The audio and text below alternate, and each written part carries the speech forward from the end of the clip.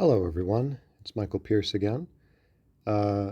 This is the first in a sub-series within the larger series of lectures, videos on Nietzsche's Zarathustra. This is a little sub-series, still part of the introductory material, specifically on Nietzsche's relationship to Christianity. I'm sorry it's taking so long for me to actually get to Zarathustra, but I feel that this information is important given how I began this whole lecture series by saying that I'm a Christian and making that part of the forefront. So, to begin with the script.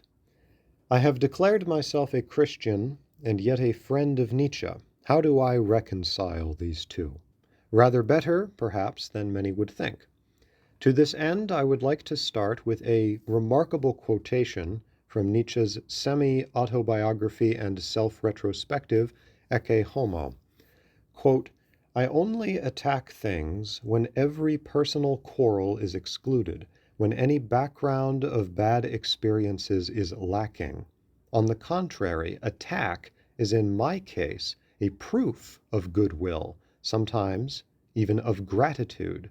I honor, I distinguish, by associating my name with that of a cause or a person, pro or con. That makes no difference to me at this point. When I wage war against Christianity, I am entitled to this because I have never experienced misfortunes and frustrations from that quarter. The most serious Christians have always been well disposed towards me. I myself, an opponent of Christianity out of etiquette, am far from blaming individuals for the calamity of millennia. Unquote. In this video, and in the next, and in all of the videos of the series, really, I will be unraveling what Nietzsche means with this paragraph. Another quote from Nietzsche that is worth sharing here, quote, Socialism also stands in opposition to all intellectual well-constitutedness. It can use only the morbid mind as the socialist mind. It takes the side of everything idiotic. It proclaims a curse against the spirit, against the pride of the healthy spirit. Because sickness belongs to the essence of socialism, the typical socialist condition of faith has to be a form of sickness. Every straightforward, honest, scientific road to knowledge has to be repudiated by the socialist government as a forbidden road. Even to doubt is a sin. Unquote. That is the opening of section 52 from Nietzsche's book, The Antichrist. The only difference is that I simply replaced the word Christianity with the word socialism. What strikes me about Nietzsche's attacks on Christianity, and especially in The Antichrist, is that in many passages I can substitute, I think, any word in for Christianity, and most people would not be able to tell the difference. When Nietzsche drops names like Jesus or Paul, this obviously becomes much more difficult, but I believe my essential point still stands, and I will try to substantiate it with some more evidence here, that Nietzsche's criticisms of, quote, Christianity, unquote, as far as I can tell, have very little, if anything, to do with the essential doctrines of Christianity regarding, say, the divinity of Jesus and his salvific role. Was Nietzsche even talking about Christianity as we think of it? Let us read section 39 of The Antichrist. Quote, I shall now relate the real history of Christianity.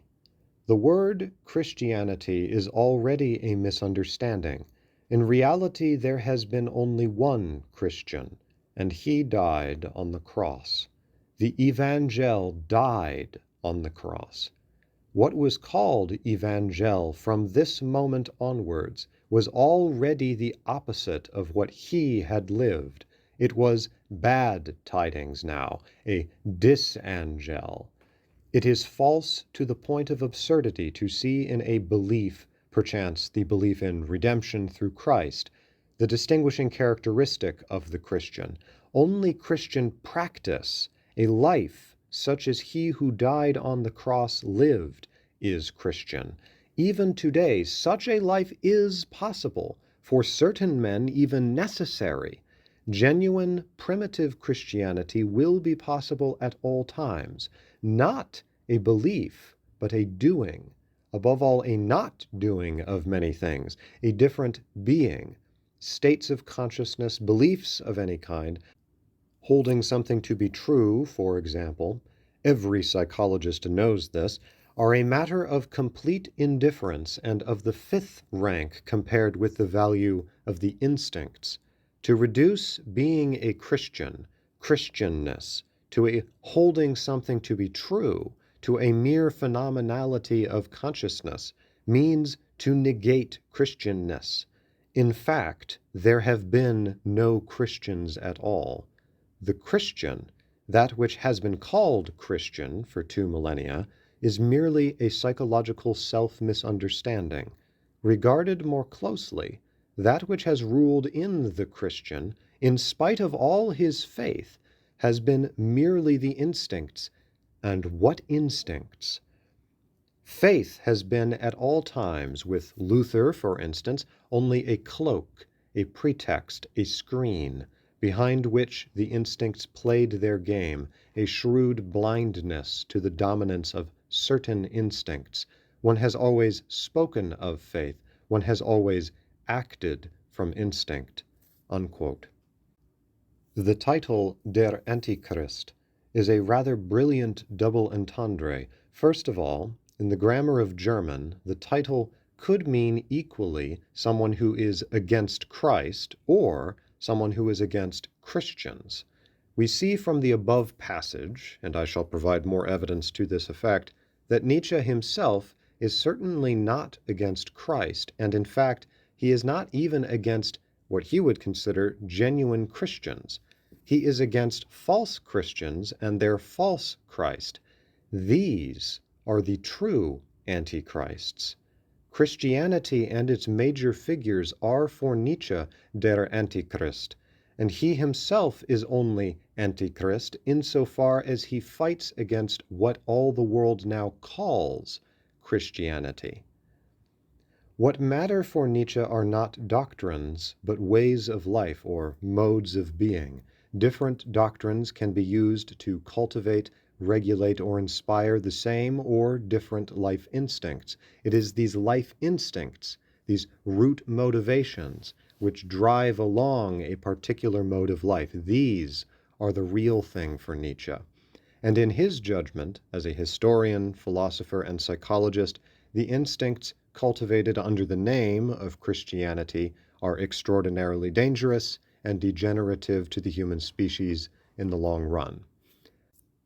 Needless to say, I disagree with him, but we can get into that later. What are these instincts that Nietzsche is railing against? It will take some time to explain, but I can give you a taste through some quotations. In that same section that I quoted earlier, Nietzsche claims, quote, "The Christian's world of ideas contains nothing which so much as touches upon actuality. On the other hand, we have recognized in the instinctive hatred for actuality the driving element, the only driving element in the roots of Christianity." Unquote. So, Nietzsche seems to believe there is a kind of escapism at work in Christianity, which sacrifices goodness and wellness in this life for wellness in an afterlife. Now, it is easy for Christians, including myself, to simply balk at this and assume that Nietzsche is rather childishly criticizing the principle of putting off present pleasures for the sake of future rewards, to assume Nietzsche is just being a hedonist here. But that is not Nietzsche's point. Sacrificing for a future stage in one's life is still dealing with this life and this life's rules and realities. What Nietzsche is attacking is a mode of being where one excuses a neglect of the present on the grounds that everything will be magically solved in the afterlife.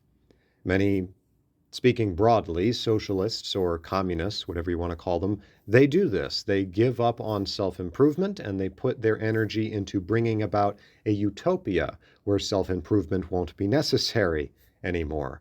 The utopia serves as a kind of afterlife.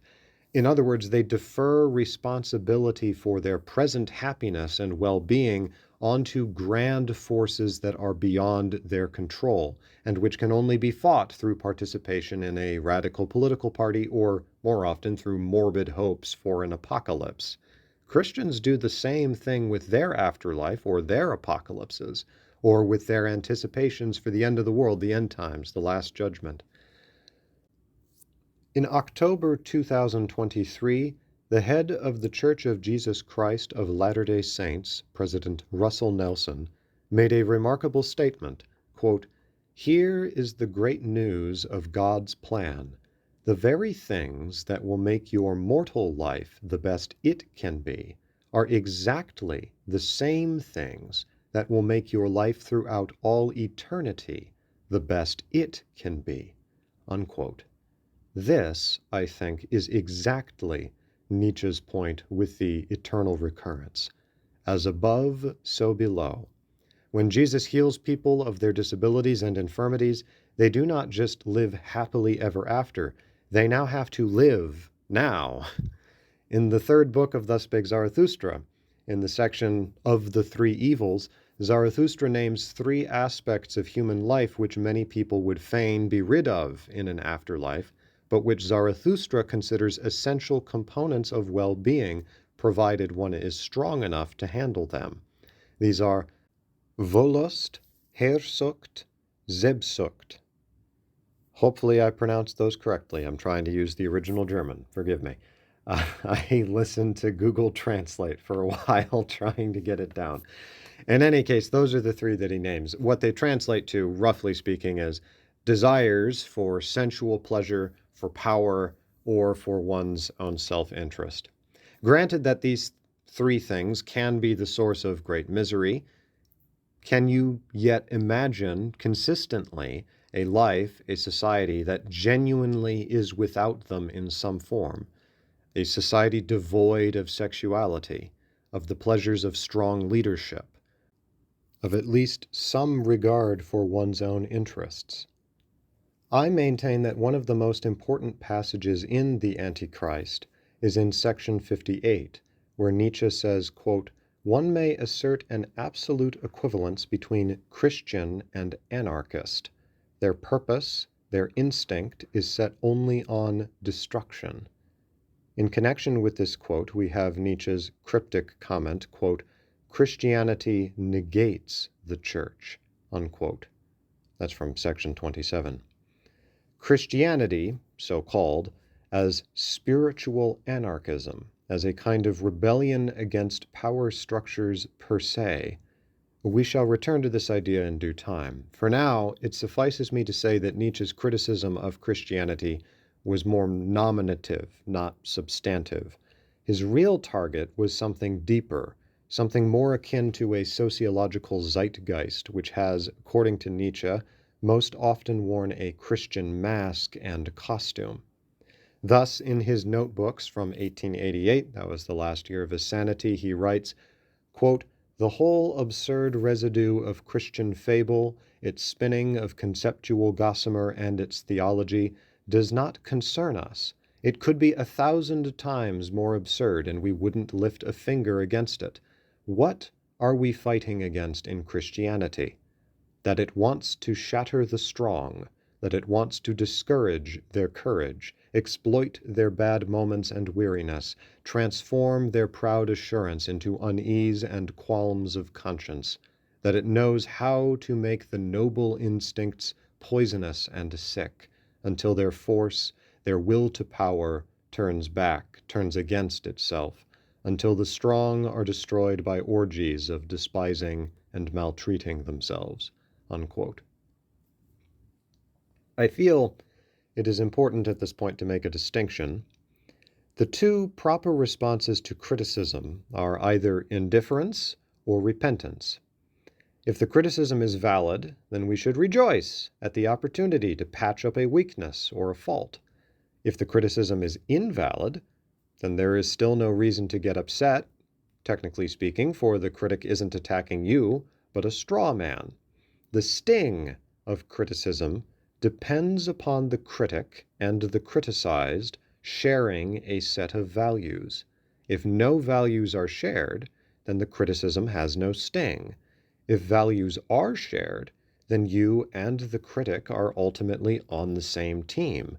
The only question is whether the critic has their facts straight. Thus, if Nietzsche's accusations make a Christian angry, they would do well to ask themselves why. Is it not because they agree with Nietzsche that, for example, weakness is not a good thing, or shattering the strong is not a good thing? That they simply believe that Nietzsche is falsely accusing Christianity of something which both parties agree to be a crime? In other words, they would not be disagreeing with Nietzsche's philosophy, but rather with his grasp of the historical facts. Let me give another example. If I were to declare that Catholicism, or for the sake of fairness, Mormonism, to use that term, to say that either of these is bad because it represses sexuality, there are several reactions devout Catholics, or Mormons, members of the Church of Jesus Christ of Latter-day Saints, there's several reactions these people might have to such an accusation. Some might say, yes, it does repress sexuality, but that's a good thing. In other words, we would agree about the facts, but disagree about values. On the other hand, someone might say, no, Catholicism does not repress sexuality. You're mistaken, or you are mischaracterizing the situation, etc. In other words, we would agree about values, but not about the facts. Finally, some Catholics might react by saying, you know what? You're right, that is a bad thing, and we are guilty of it. We should fix that somehow. Do you have any suggestions? Here, we would agree on both facts and values. I've often found in my experience that that's one of the most disarming things you can do, is to agree with your critic and then ask them for what they would suggest, and then critique what their plans are for fixing the acknowledged problem. But that's a separate topic.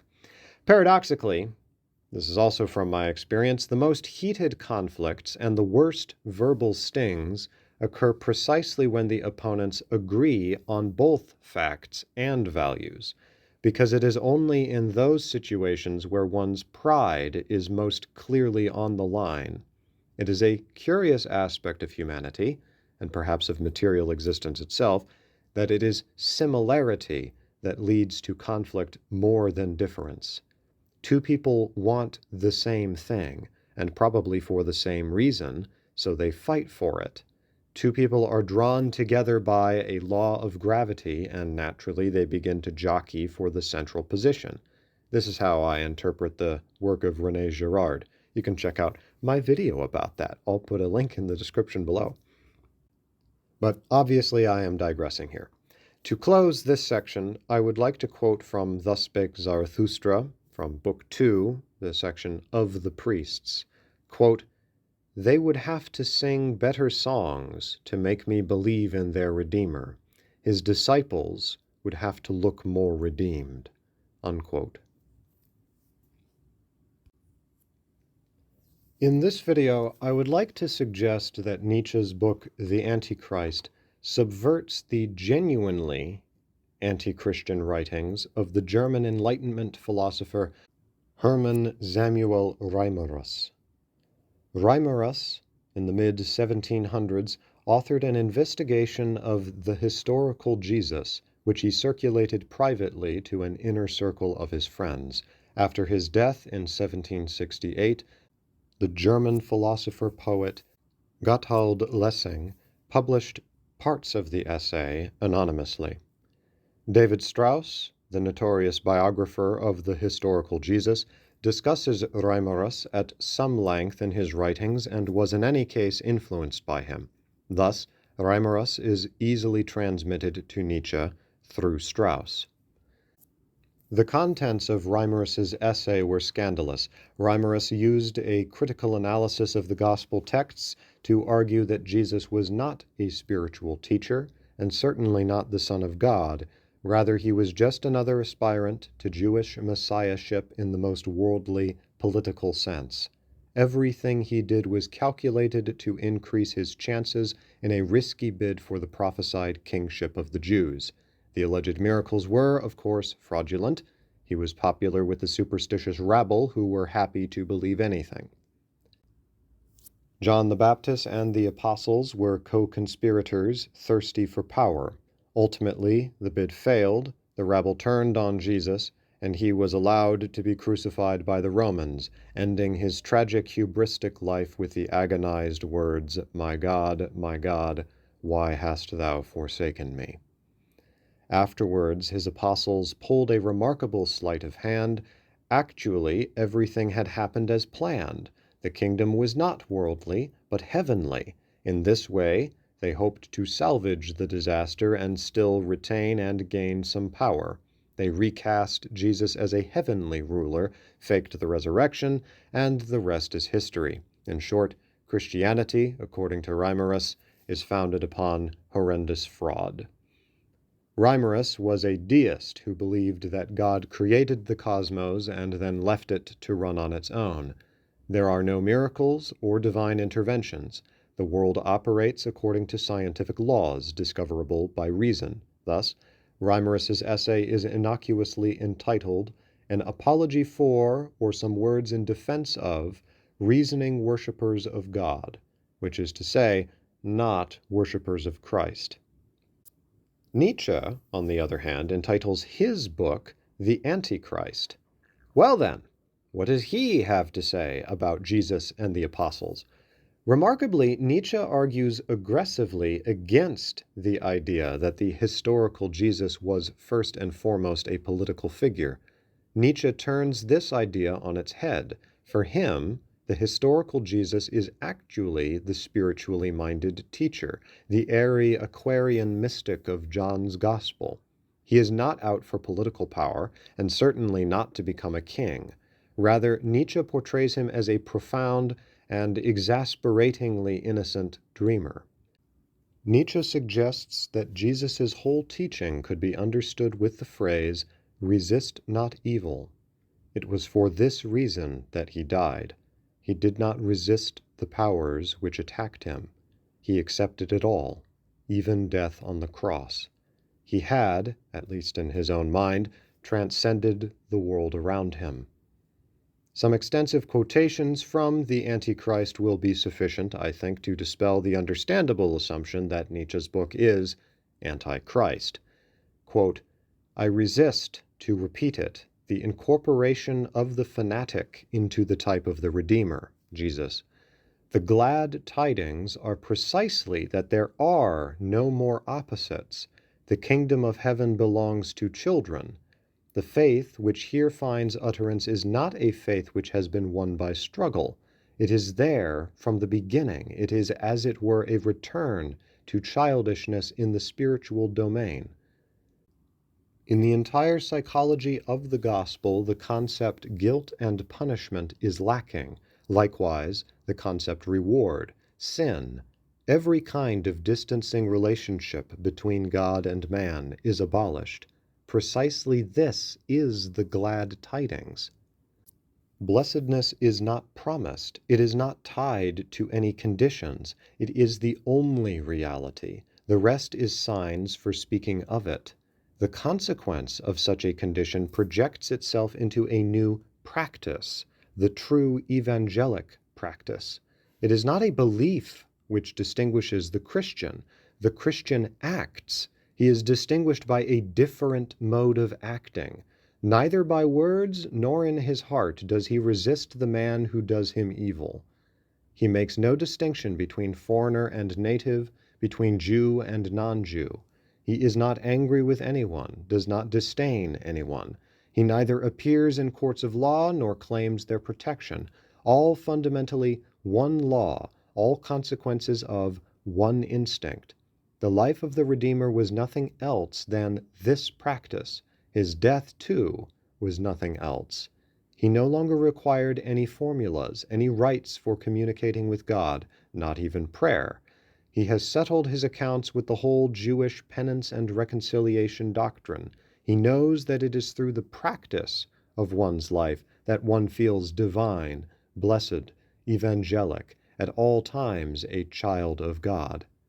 It is not penance, not prayer for forgiveness, which leads to God. Evangelic practice alone leads to God. It is God. The profound instinct for how one would have to live in order to feel oneself in heaven, to feel oneself eternal, while in every other condition one by no means feels oneself in heaven. This alone is the psychological reality of redemption, a new way of living, not a new belief. This bringer of glad tidings died as he lived, as he taught, not to redeem mankind, but to demonstrate how one ought to live. What he bequeathed to mankind is his practice, his bearing before the judges, before the guards, before the accusers, and every kind of calumny and mockery, his bearing on the cross. He does not resist. He does not defend his rights. He takes no steps to avert the worst that can happen to him. More, he provokes it, and he entreats, he suffers, he loves with those, in those who are doing evil to him. His words to the thief on the cross contain the whole evangel. That was verily a divine man, a child of God, says the thief. If thou feelest this, answers the Redeemer, thou art in paradise, thou art a child of God. Not to defend oneself, not to grow angry, not to make responsible, not to resist even the evil man, to love him." Unquote. Just as a side note, it is well known that Nietzsche misquotes the Gospels there, which I still don't fully understand, because when reading Thus Spake Zarathustra, it's perfectly clear that Nietzsche was very familiar with this, not just the style, but the phraseology of the New Testament, particularly the Gospel of John. So I'm not really sure if he was up to anything here in misquoting, but that might merit its own video eventually. In any case, my own impression is that Nietzsche is portraying Jesus as a man who could pass the test of eternal recurrence. He is a man who has discovered not a doctrine, but a mode of living and being that is truest to himself and could offer liberation of spirit to any who follow him in that practice. Nietzsche never says this outright, at least the eternal recurrence part, but I think that it is implied. It is also worth noting that, unlike Reimarus, Nietzsche does not spend his time contending for or against the miracles or the resurrection narrative. I actually think that Nietzsche, at least in principle, could accept the possibility of miracles and even of Jesus' resurrection, but he would still ask the question, what does this remarkable resurrecting man teach? What does he do? And what are the sociological and spiritual fruits of his teaching and doing? While Reimarus peers at the miracles like they were potentially counterfeit cash, Nietzsche simply says, "I am not to be bribed. Show me your virtues instead." And Nietzsche seems to conclude that Jesus' virtues, his mode of life, is a valid one that human beings could potentially choose and say yes to eternally. But Nietzsche rejects this for himself. Why? We can understand this a lot better when we understand what Nietzsche really meant when he called Jesus an idiot. Yes, I am coming back to that little gem that I mentioned in the preface.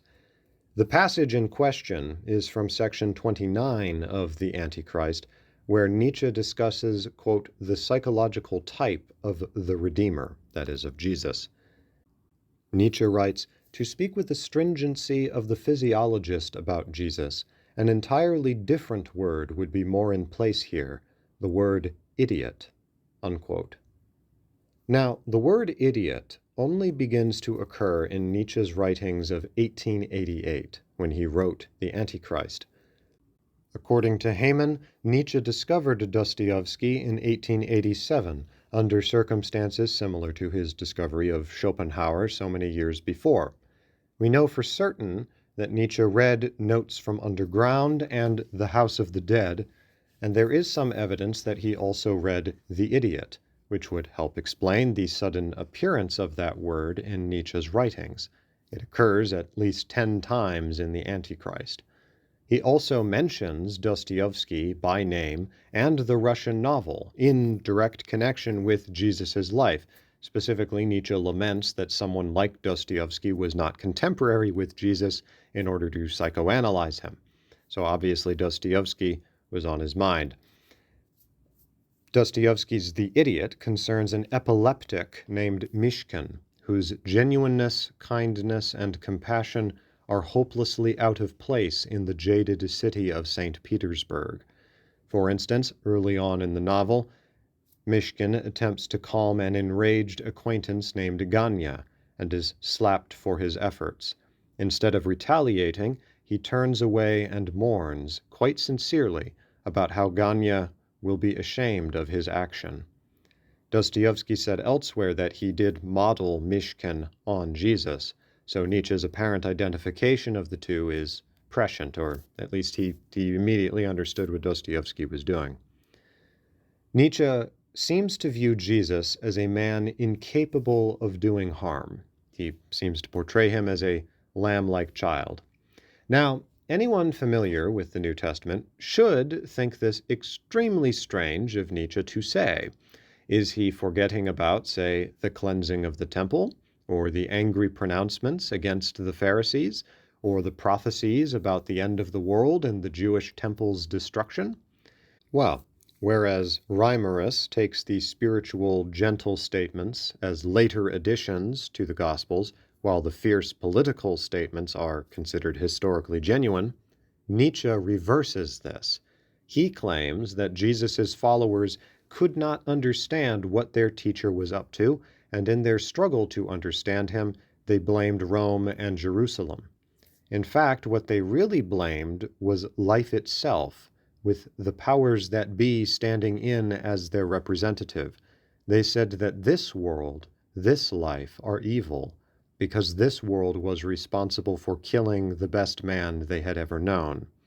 One recalls here Plato's hatred of democracy, because it sentenced his friend Socrates to death. Out of revenge, the early Christians turned Jesus into the figurehead of a cultural, political project, Christianity, whose unconscious aim was the dissolution of all worldly power, and indeed the dissolution of the world itself, with all of its troublesome aspects. That it in fact grew to a position of power through the Catholic Church and through the Roman Empire, Nietzsche, that's sort of a digression in the history of Christianity. That's to trivialize it. Nietzsche actually, he celebrates this as Christianity sort of growing up in a way, but then Luther comes along and sort of reasserts what in Nietzsche's view is the true spirit underlying Christianity or the Christian movement, and that reasserting takes the form of trying to break down the authority of the Catholic Church. That's a whole other section. You can read the Antichrist yourself, but I just wanted to make that a little bit clear. To quote again from the Antichrist, from specifically sections 37, 40, and 42, quote, "Our age is proud of its historical sense. How, then, was it able to make itself believe in the nonsensical notion that the crude miracle worker and redeemer fable comes at the commencement of Christianity, and that everything spiritual and symbolic is only a subsequent development? On the contrary, the history of Christianity, and that from the very death on the cross, is the history of progressively cruder misunderstanding of an original symbolism." They asked, "Who killed Jesus? Who was his natural enemy?" Their answer, "Ruling Judaism, its upper class. From this moment one felt oneself in mutiny against the social order. One subsequently understood Jesus as having been in mutiny against the social order. Up till then, this warlike trait, this negative trait in word and deed, was lacking in his image.